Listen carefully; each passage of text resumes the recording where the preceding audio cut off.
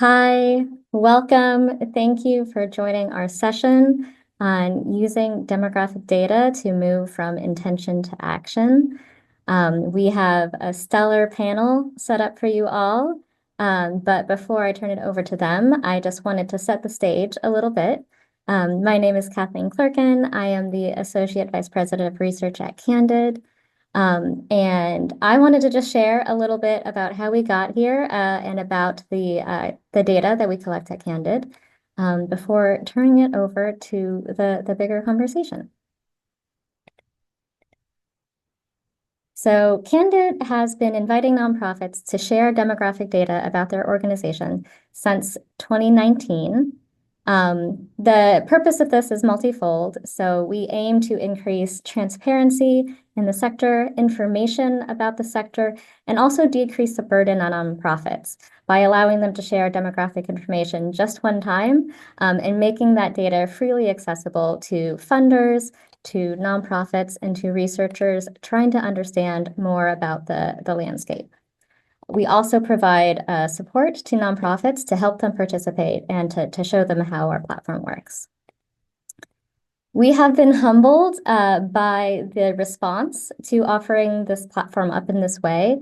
In the last few years, we've just seen a steady increase in nonprofits sharing demographic data. Currently, we have information about 78,000 nonprofits when it comes to demographic data, and 43,000 have updated their data in the last year, making this some of the freshest data available in the nonprofit sector. We also have about 1,000 new nonprofits sharing information with us for the first time every month. Here's a little sneak peek on what it looks like to fill out your profile on Candid. A few things I want to call out here. So first, we only ask for personally identifiable information for the organization's leader. For everybody else, we just ask for tallies about how folks fall into the different categories. We also emphasize that we should only have information about how people publicly self-identify. So if anybody is not comfortable sharing their information publicly, we also have opportunities to decline to state or allow nonprofits to say that they do not collect this information or the data is unknown for one or more individuals in their organization. We collect demographic data across 5 different categories, including race, gender, transgender status, sexual orientation and disability, and across 4 staffing levels, including leader, board, senior staff, and staff.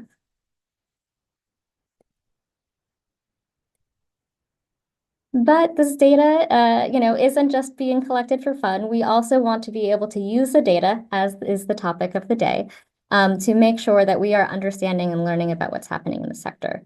And so one of the first things that my research team has done is to try to understand how well this data represents the whole sector. 78,000 organizations is a lot of organizations, but it's not all of them. So we want to make sure that this data does represent the whole landscape.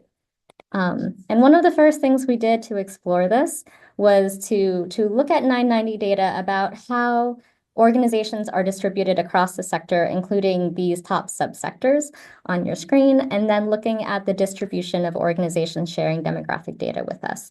And as you can see, it's pretty representative. We are getting organizations from across the spectrum sharing information, and the proportion of those are pretty reflective of the overall sector. Another thing that we've done is looked at CEO demographic data and compared what's being shared on Candid compared to a small representative sample in a study done by Urban Institute. They did a randomized study, which allowed them to really get a sense of the sector broadly using a sample of about 2,000 organizations. I'm going to share a lot here, but just at a high level, the takeaway is if you look at Urban, which is the first line, and Candid data, which is the second line, representation across different identities is pretty dang close. The third study that we did was kind of cool. It looked at machine learning, an approach called random forest, to see if we could predict who is sharing demographic data with us. So how this worked is we dumped all of the data we have at Candid into this model, basically flagged for the model. Here are organizations that share demographic data. Here are organizations that don't. Can we figure out from just kind of this huge amount of data what might drive nonprofits to be sharing data with us, and are they somehow qualitatively different than organizations that aren't sharing demographic data with us? And the good news here is that what we learned was by far kind of the best predictor of whether organizations are sharing demographic data is those for whom contributions is a major part of their revenue. This makes sense because that's probably why nonprofits are on Candid to begin with, because they're looking for donations and grants. And it's probably good news for a lot of folks on this call, because it means if you're a funder, it's a good chance that those folks that are coming to you for grants are also the ones that are sharing data with Candid.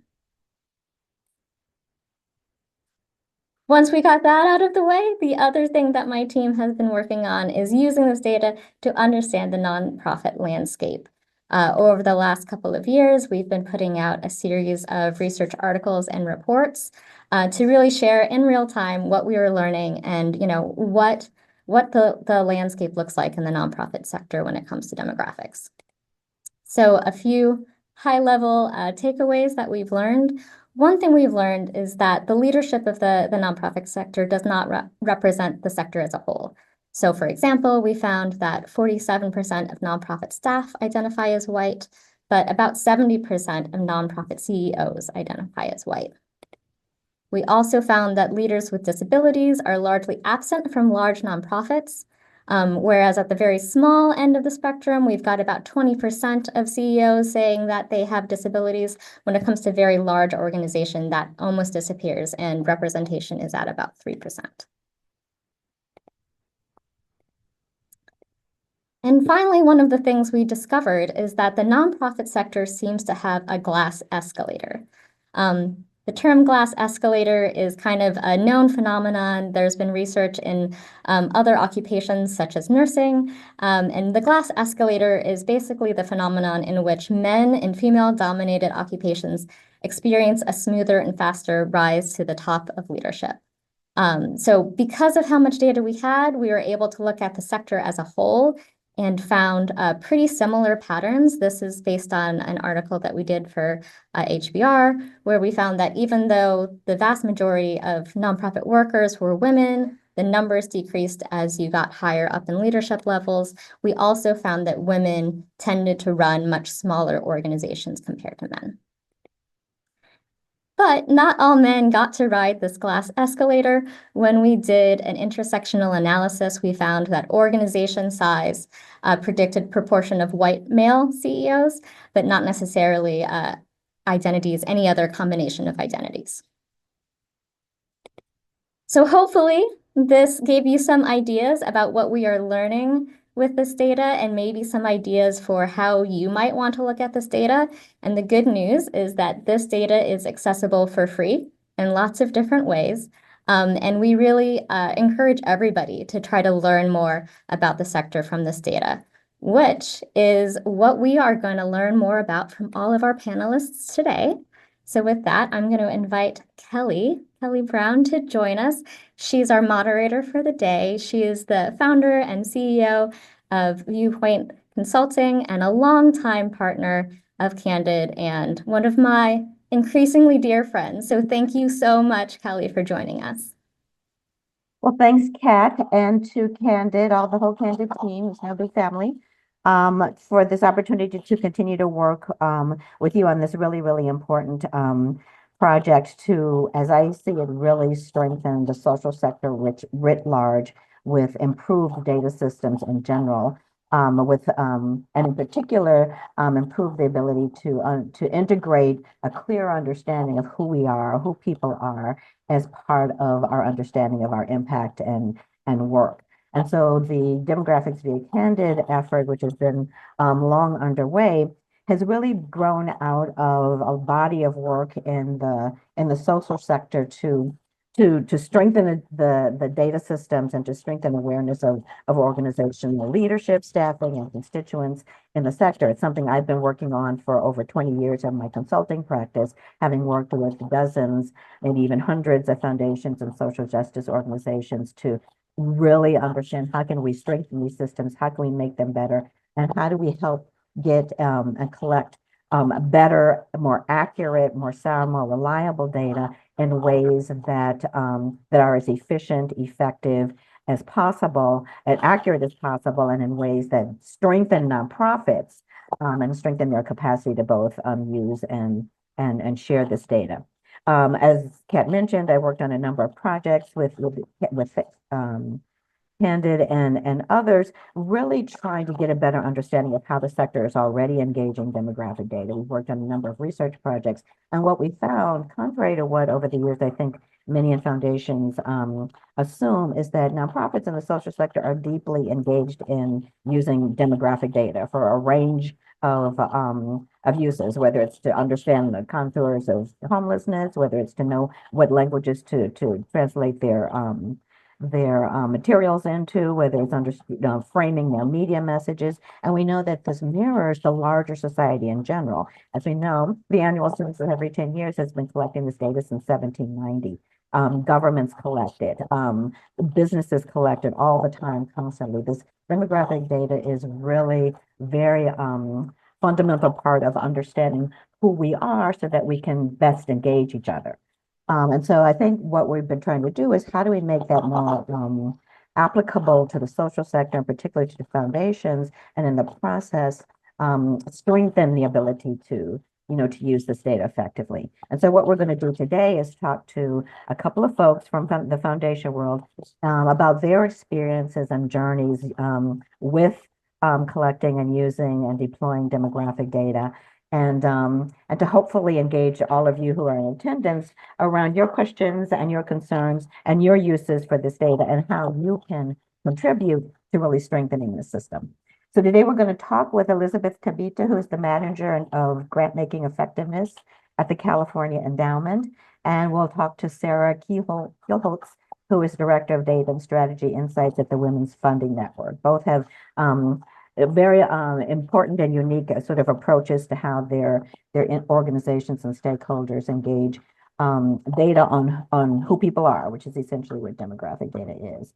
So I'm going to start with Elizabeth, though, and maybe Elizabeth, if you want to say a little bit more about yourself and TCE, maybe start with one fun fact about yourself, but maybe start by giving a little bit of the history of the California Endowment's relationship with demographics and its grant making program.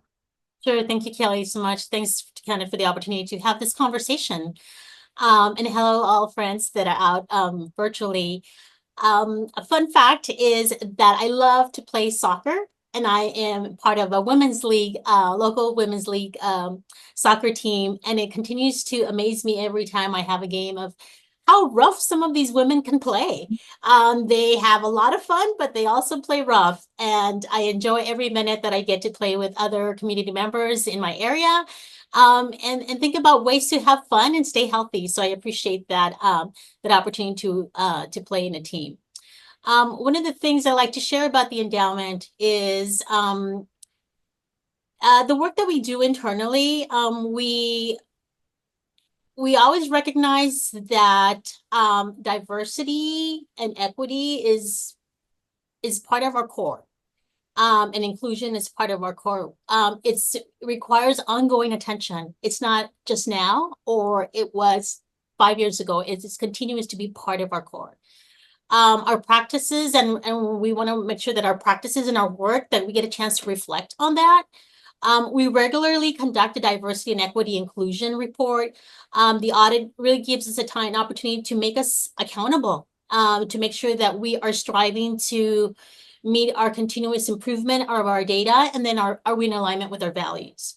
The findings that we've discovered in the last few years present, in the report is it's a time to reflect, it's a time to engage, and a time to really make sure that our values and principles are in alignment in our mission, with our mission. We openly reflect on our progress and challenges, because there's good, bad in every report. We want to make sure to own those opportunities and challenges, so that we can continuously make improvements in the work that we do, so that we can benefit our grantees and our partners that are ultimately, at the end of the day, are the ones that we ultimately serve.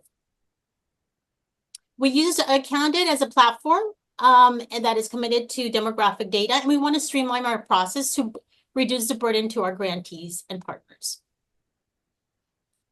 Thanks for that overview and background, Elizabeth. And again, some folks may know that the California Endowment has been around this conversation for a long time. And I think in a sense you represent the capacity of a foundation really integrating this data isn't a one-off, it's not a separate thing. It's really part of how you operate as a foundation to understand your communities and to inform your grant making writ large, along with many other points of data. And so I'm wondering, how can you give some examples of how your grant making has evolved and been refined by having this data as again one part of your whole grant making process? Sure, thanks, Kelly, for that. Our commitment to improve tracking and reporting and transparency, RTC fundings, we want to make sure that we are coming in from a lens of tracking for the purposes to track. We want to make sure that we are funding the organizations that we say we fund. And we track through a few places. One is we highly encourage our grantees and partners to really go on to the GuideStar profile and fill out their profile. Then after that, we want to make sure we understand who are we funding. So we ask a few questions in our application process. One of the questions that we ask, for example, have you completed your GuideStar profile? The other one is, what is a top leader or co-leader self-identified? We also ask, is your board composition BIPOC? Is your staff composition BIPOC? So we ask a few questions so that we are able to pull that data internally so that we can have a better understanding of our BIPOC organizations and the organizations that we fund, and where are we not funding. So it's really looking, it sounds like you're really trying to understand gaps, omissions, and sort of accountability in terms of how you walking your talk and doing and saying what you're doing. That we know that TC is a leadership change recently, and just curious if or at all has your leadership change sort of impacted kind of how you all are thinking about using this knowledge in your grant making? Sure. Brenda is equally invested in our equity work as Dr. Ross was. I'm very excited to work with Brenda, be able to learn from her about how we can continue to streamline our work and for the benefit of our grantees and partner. Brenda stands committed to equity, which is awesome. We're very excited that we can continue doing that work with her and along with her.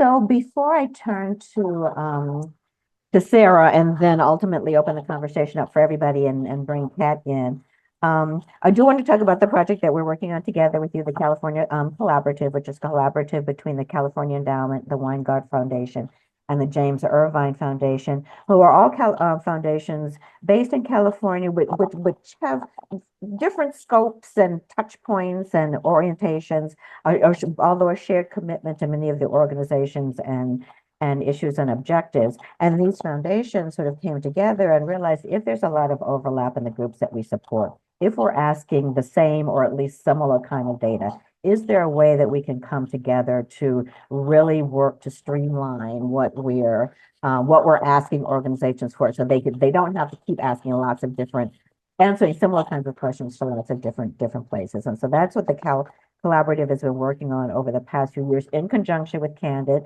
which has worked tirelessly alongside us to respond to the needs and the challenges at the collaborative surface, but which is now really trying to understand whether or not other foundations can learn from what the collaborative has learned and learn from the work that Candid has done to also participate in strengthening nonprofit capacity by better aligned and standardized data. So that's a little message about the collaborative, but I'm curious from your point, what was it like from the member of a member of the collaborative from the foundation and to participate in partnership with other foundations around field building and field changing? Sure. So this conversation started among a few colleagues from the endowment, and then from Weingard and James Irwin Foundation, we were having lunch and we said, well, how do you collect the data and what tools are you using? And then from that moment, it sparked a bigger conversation. It was like, we are funding similar organizations. We're asking very different questions. Is there an opportunity to align these three foundations to work much more collaboratively and in alignment to the benefit of our grantees so that we're not having to have our grantees and partners do three different ways because we were doing three different formats of data collection.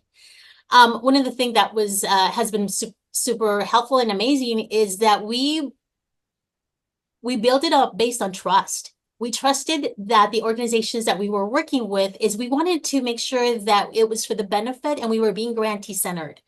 One of the things we also noticed is we had a shared approach to demographic data. And if we had a shared approach, how would that look like from a larger scale?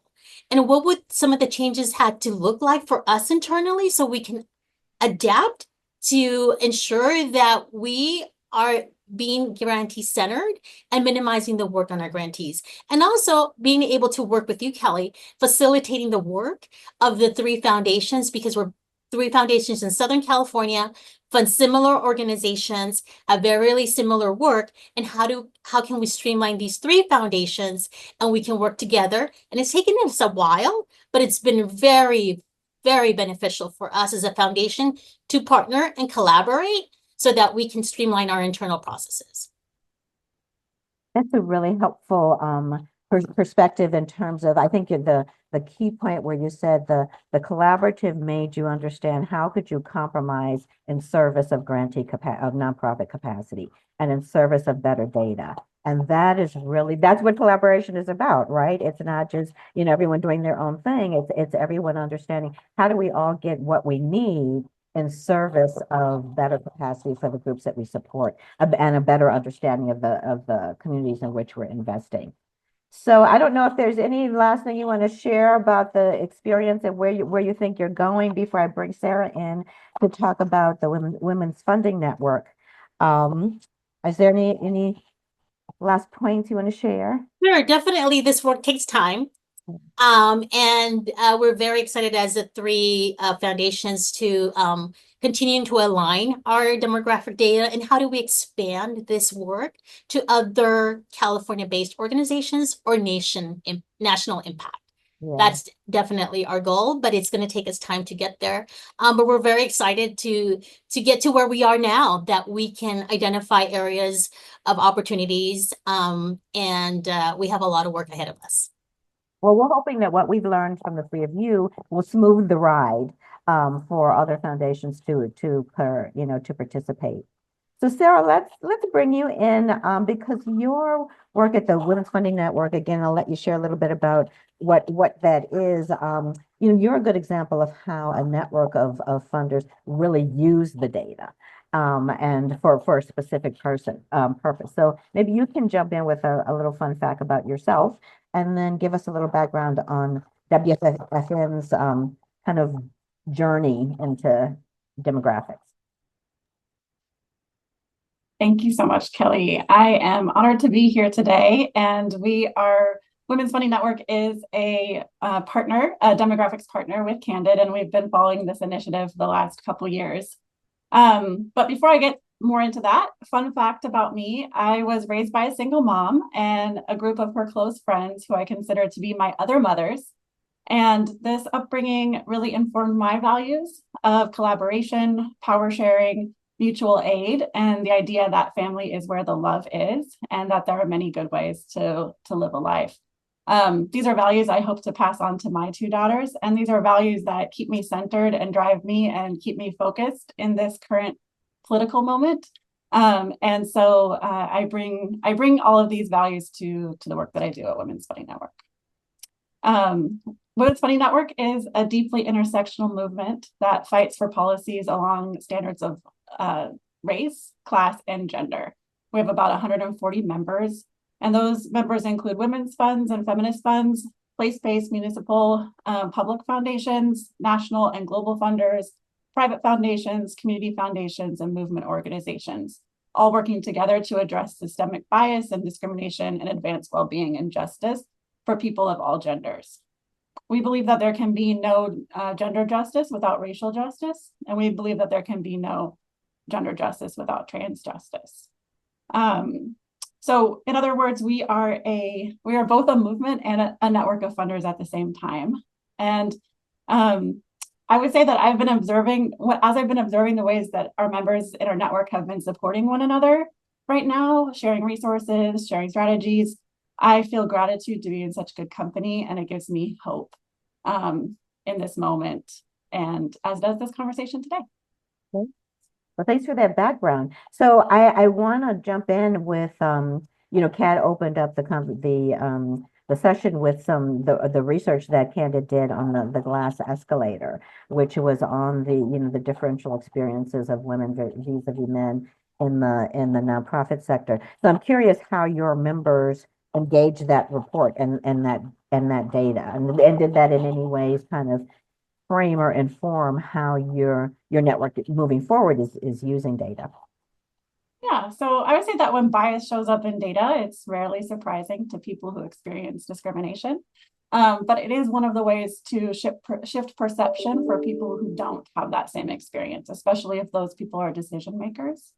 So that's why within our network, our members do a lot of research. They work with data, and they've been experiencing data gaps for years. They have been calling for this kind of data that connects organizational metrics, finances, funding, and demographics, which allows us to just better understand the sector, our grantees, and informed strategies. And one of the things that I appreciate so much about this platform and Candid's work is that it's all of the data is shared with consent. And so this is an idea that comes from movement. And so it's not being extracted, it's being shared. And organizations are able to provide that opportunity for their staff who would like to be counted, and counted in the way that they identify publicly. So if you'll allow me a related tangent, Kat's article talks a lot about nursing and how the glass escalator is prevalent in nursing and makes that connection to the nonprofit sector. And this is related because my husband, who is white and a man, is an ICU nurse. And he's often nominated for awards by patients and fellow nurses. And he's a wonderful nurse, don't get me wrong. He's fantastic, and he does great work for his patients and their families. But he's also benefiting from the fact that people don't expect him to be caring in the way that he is. And these nominations and awards get translated into quantitative metrics. There are questions in terms of that he fills out about how many times he's been nominated or how many awards he's received. And this actually has a tangible effect on his pay scale. So the objective metrics that are used as evidence of merit are actually originating out of bias, in his case, positive bias.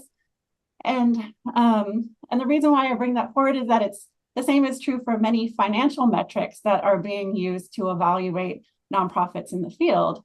And they're often shaped by context beyond just the numbers. And so that's really where our work with Candid's data is coming into play through a dashboard that we are building in collaboration with our members that will allow us to understand organizational metrics in the context of race and gender of executive leaders and their boards. Oh, sorry. Go ahead, finish. Okay, one more piece of that.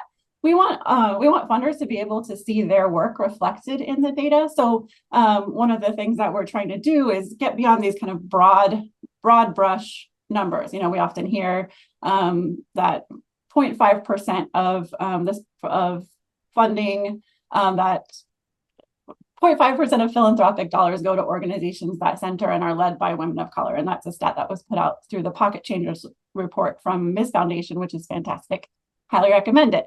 But it's a broad scope. And so we want funders to be able to say, okay, well, what does it look like in our specific geographic area? Or what does it look like within the strategic focus that we have? What does it look like with the populations that we serve? And so this dashboard that our members are working on collaboratively bring many perspectives together and many needs in order to share that data publicly. Well, that is super interesting because it makes me, it sort of echoes, I think, what I often feel about this data and where I think sometimes people get stuck in foundations with these sort of dashboards and numbers and thresholds and pie charts and what have you. But it sounds like what you want to do and are trying to do is to sort of make meaning of the data in ways that take account all of these other factors that are going on behind the number, right? And how to, how to not just sort of reflect back what is, whether it's your members or your partners. It's really how does the data then inform what other questions you should be asking that may or may not be quantitative questions. So I'm curious if there are ways that you have thought about, WFN has thought about, how do you balance these quantitative numbers with the more qualitative engagement that really gets you to strategies that can make change? Well, that's a great question. I think, to start, we're really looking and curious about risk. And I think that this is an especially important conversation right now because a lot of funders who have equity and justice portfolios also have risk mitigation and compliance processes. And one of the areas of exploration is how do those seemingly objective numbers like liquid unrestricted assets or administrative ratios actually inhibit equity strategies because they don't take into account historical exclusion from access to capital, access to funding, intergenerational wealth that organizations that are led by that white leaders may benefit from. And so this is it's an opportunity to ask questions, to evaluate your own portfolio and evaluate your own practices, and ask deeper questions about what's the context behind these numbers. And another element is when it comes to administrative ratios, there's often kind of a magic number that we look at, but how does that affect organizations that are trying to provide parental leave and childcare and other types of benefits to their workers and take care of their workers? How might that affect these kind of numbers that we take for granted as good grant making or good organizational practices?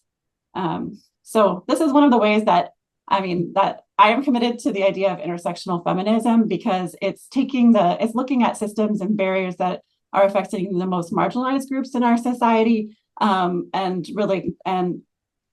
building interventions or systems that will affect all of us, or that will make it better for all of us or all of our organizations. And so that's where we're headed this work.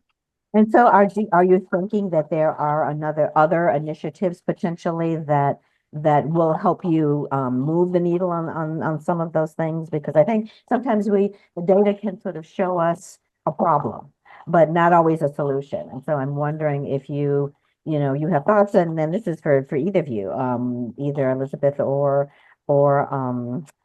Sarah, about how can the data actually inform some concrete solutions? Because that's what the webinar is about, is action, right?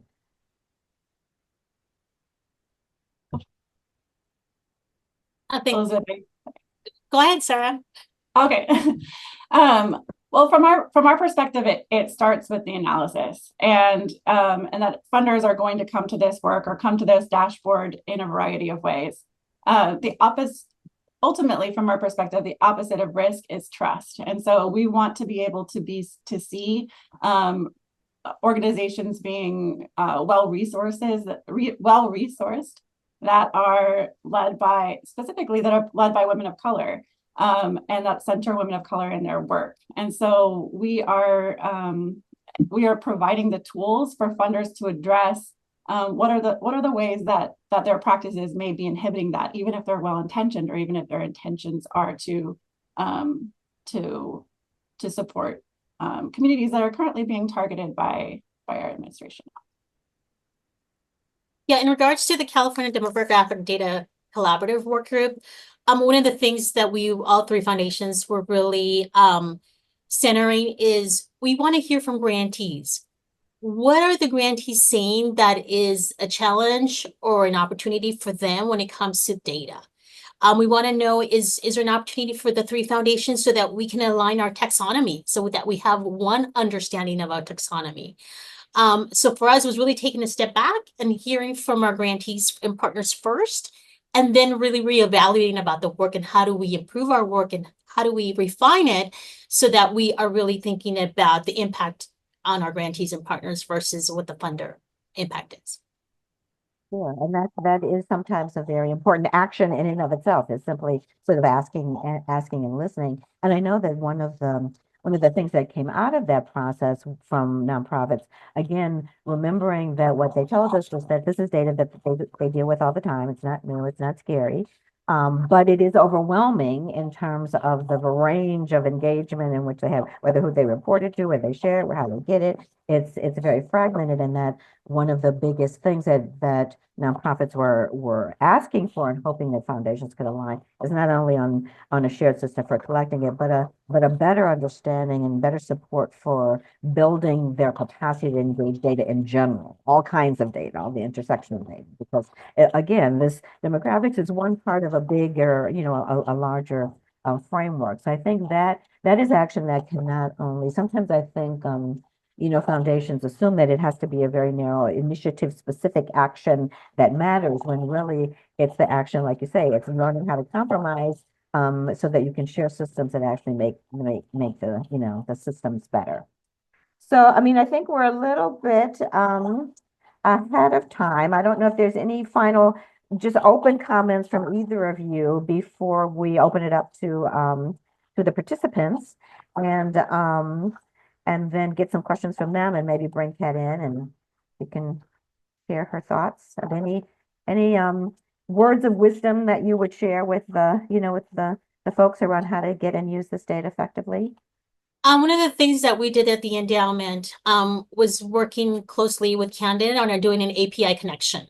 So we streamline our process where our Smart Simple is talking to Candid database, and we don't have to lean on grantees and partners for information that is publicly available.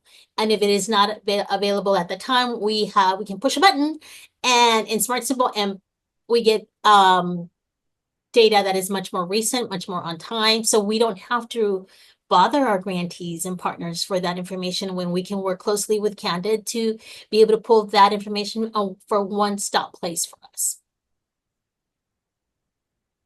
Sarah, any final thoughts? Because we do have some questions coming. I do have one final thought. A small action that your organization can take is to share your data and go through that process and understand it so that you can support your grantees in doing the same. And coming back to the idea that it's very important to have Candid's platform to share the data, because we know that public access to this data is limited, and it does inform all of our efforts and strategies and understanding of the field. I'd say especially in the time that we're in right now, we need to understand the effects of current policies and how it's affecting the field. And so this data just becomes an important way of understanding the current moment. And we would encourage you to participate just by sharing your own organization's data.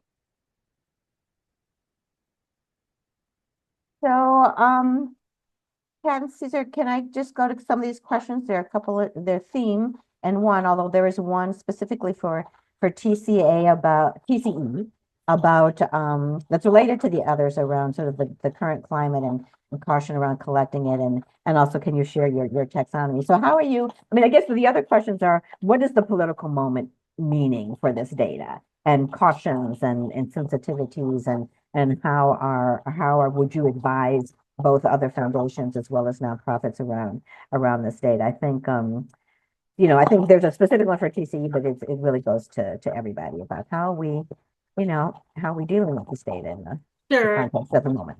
Sure. So the endowment, we continue to collect the data. We continue to collect it internally. And we want to be able to understand the data that we are collecting. We work closely with the two other foundations so that our taxonomy is built among a collective approach, which is that we're asking the same information, and by the time an organization goes to seek funding from Weingard, their taxonomy is very similar to the endowment, so that we are streamlining that process. And we're being very intentional about that. Sure, I can certainly share some of the questions, and this taxonomy work is continuous.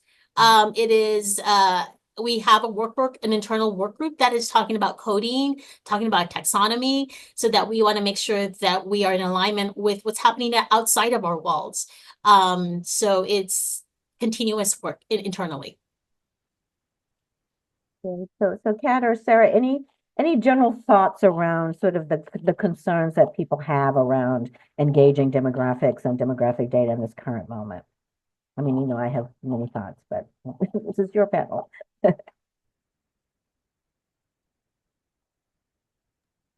I do. I would say that again, coming back to this idea that this data is so essential to all of us to understand the landscape in which we work. It is so essential to build strategy, to understand how to move in this moment. And we also know that this data is in some ways under attack. And there are a number of actions that have been telescoped within the Project 2025, for example, that address Equal Employment Opportunity Commission, data on race and gender, as well as census data. And so this participating in this platform or sharing data in this platform in a way that is done with consent. And so people are not put out or are not exposed in a way that they don't want to be, continues to be an important action and continues to allow us to understand our field. I will jump in and add to that. It's, you know, it's obviously lots is going on and things are changing quickly. So we are all, you know, doing our best to stay informed and doing the best we can. I think, you know, a few things to note based on the questions coming in. I think it's important to be clear that, you know, collecting demographic data is not the same as a diversity initiative. Sometimes those things get equated, but data is data. And, you know, demographics via Candid is about increasing transparency and information. It's about decreasing the burden on nonprofits. It is not a diversity initiative. And so in that sense, that like those are two different things. You know, again, we know things are changing quickly, so we are keeping an eye on things. I also saw there was a question about whether we've noticed nonprofits or foundations being hesitant to share demographic data because of the political climate. I will say not yet, but again, we know things are changing, and we are planning on keeping an eye on that. You know, we are trying to let nonprofits take the lead and not decide for nonprofits what they want to share. But rather let them decide whether they want to decline to state.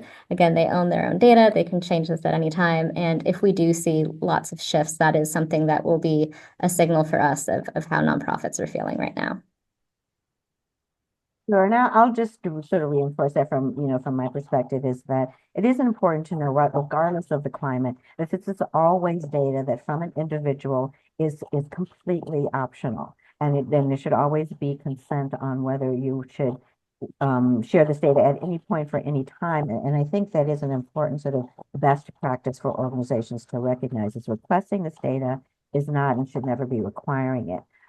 So if you ask and people don't want to share for whatever reason, then you have complete data if all of your people say, I choose not to respond. And that is not just legally good, that's respectful, right? And so I think, and it's data, actually, there's data when that's what the response is. But I also think too, that we have to remember is that part of the reason I was doing that is people want to be seen. People don't want to hide. And that's part of the challenge. And so giving people, just as you give people the opportunity to choose not to share for whatever reason, you also have to give people the opportunity to be seen and be counted and be respected and be included. And I think that's the flip side. And perhaps we are in a moment where who we are and people knowing who we are is something we have to fight for that right. But I think it is if it's always consensual, if it's always self-reported, people know what's at risk, then you have to let people choose choose their space, both individuals and organizations. So there's a question about how qualitative data is synthesized into quantitative data. And I know that I talked a little bit about that with you, Sarah. Elizabeth, Kat, I don't know, more conceptually, maybe you can talk about how you all do that when you think about the research reports that you do. And the questions that you frame, because it's not all about the numbers, especially demographics. Go ahead, Elizabeth. Okay, the California Endowment just completed our Building Healthy Communities initiative, was probably around 2010 to 2020, and it was a 10-year initiative. And we really honed in some places within Southern California that we wanted to learn a little bit more about and be part of a much closer partnership. During that, the endowment developed a report that is called Towards Greater Transparency and Accountability. And it really had an opportunity to tell us where did we fund much more clearly through our database system, how much money we funded in some of these communities, and really lifted some gaps in our work. And we were able to pivot with some of those findings and fund areas that we were silent within the state. It's an amazing report. It's something probably that many of you don't know already, but it really spells it out and gives you a good understanding about funding Black, Indigenous, and people of color organizations. I will be able to share that report with all of you at the end of the session. So that's definitely a really great read to better understand our data and how it was synthesized in a report. I can add just quickly. I mean, it's such a big question, right? There's entire courses on qualitative and quantitative data. So there's not one quick answer, but we do it in a lot of different ways on my research team. We do, create aggregates. So if there is a certain number or percentage of people clicking on different identities, we use that to turn some of the qualitative into the quantitative. We then match that up with other quantitative data that we collect, whether it's, location of organizations across the US to try to get a sense of that, or how large organizations are based on 990 information. We also do the opposite, actually. Sometimes we do quantitative analysis. We find things that seem interesting and maybe not sure if we understand it. And then we go back and do some qualitative work and actually do some interviews and talk to folks who are sharing the data to make sure that we are understanding things correctly. Yeah, good research, I think, is always a good combination of those things, because neither words nor numbers will tell the whole story, right? You really need both. But I think, it will be an interesting, I think, phenomena, whether or not as the process of sort of building these systems better, whether or not there'll be the capacity to have more qualitative engagement with even the numerical numbers that are shared through Candid, that whether or not there'll be the capacity for people to contextualize their numbers in ways that I think from our research we have learned, it's important, and people often want the opportunity to do that. I think there's a question, and you all can also field it around sort of funders, should be having concerns about collecting and sharing the data because it will make them look bad. And so they don't want to be transparent. And I would say, transparency looks worse than bad data, or lack of transparency. So I think, part of it from my vantage point is moving away from, good data versus bad data to, is it insightful data, or is it not insightful? And I think even data that says who you are who you are, right? And so the question is that having that data give you insights into who you are and why. But I do understand that there is kind of a context of sort of judgment and accountability sometimes associated with this data. And I really hope that we can move to a place of more insight and knowledge. In addition to the accountability, it's not just either or, but that's my 2 cents. Kat, Sarah, Elizabeth, do you have some thoughts on foundations being concerned about their bad data? I will say I don't know whether foundations do. I know I've gotten this from the Candid side of like, do we know whether certain people are not sharing because of whatever reason XYZ, right? I think at the end of the day, we don't know what we don't know, right? There's folks who might choose to not share data because they think that they'll be targeted, because they think that it'll look bad, across lots of different ways and reasons for that, right? That is one of the reasons that my team has been doing kind of the validation analysis to figure out based on the data we have, can we see any patterns? And so far it seems like, if there are folks that are not sharing for different reasons, it seems to be fairly representative, but at the end of the day, we don't know what we don't know. I would love to add on that an organization's data is one data point amongst the broad landscape. And so each organization that participates gives us all a better picture of it. So with our dashboard specifically, we're not singling out any funders. We're looking for patterns. We're looking for, we're just looking to understand what's happening. And so I would encourage, even if you are worried that you look bad, actually ask yourself, what does that mean? And why are you worried about that? And what does diversity mean to your organization? And, there are a lot of ways to be diverse. And so I would say it's a good starting place for a conversation with your board and take that step and share that data. Thank you, Sarah, for saying that. I would say we are also in alignment with your thinking is what are we doing with this data and how does it help support our narrative so that we can be better funders and better partners with our grantees? Not necessarily using the data to not fund an organization, but necessarily that how do we be better partners so that we can help facilitate some of the bigger conversations? So there's a question that's probably for you, Candid, Kat. Can you see how can Candid data identify food funding deserts? That's food desert. Yeah, well, maybe both. But yes, I think that that's a great use case. And we have in the demographic and diversity report that we put out, we did kind of flag certain areas and types of organizations that do seem to be getting less funding. I think there's a lot more you can dig into with that data. Some of the high level things that we have found is as organizations in the South tend to be smaller and underfunded. They also tend to be more likely to be BIPOC led, right? So there's a number of different things going on there, but I think that that's a great use case for funders to dig into. Yeah, the data is pretty robust, and it gets more robust every day with the innovations that you're adding. So I think it can show a lot of things, which is why it's so critical. Someone has a question about how would you recommend nonprofits or associations engage foundations about how important this data is? Because usually it's the other way. Foundations asking nonprofits for this data. How would you what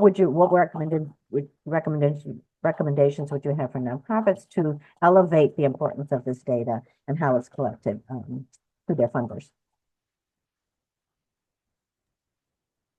Well, Women's Funding Network is a network. We're a philanthropy serving organization. So there's some similar parallels to nonprofit serving associations. But again, it's finding ways that your association might use the data and engage with it.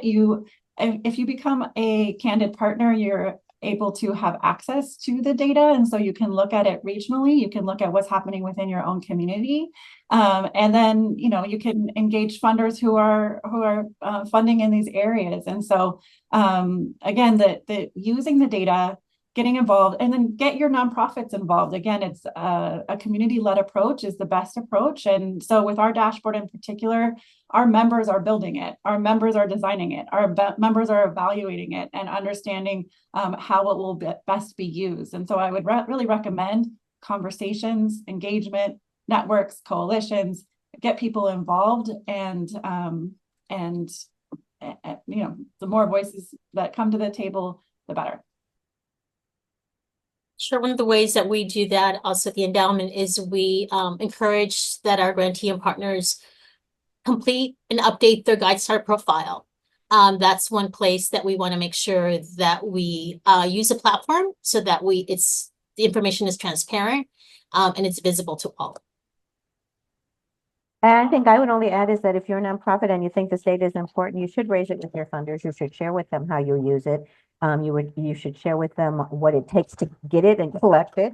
And if you think the shared portal through Candid is a helpful way to streamline that, I would make that known, because I think a lot of foundations do want to hear that from nonprofits. They want to hear what is helpful and what is good, and what burdens them and what facilitates. So I would not be afraid to just raise it and say, we need this data, help us. So on that, I'm going to turn it over to Kat. Is this coming back to you, Kat, to close us out? I want to thank both of you, all of you, for a great conversation. I hope it was helpful to folks.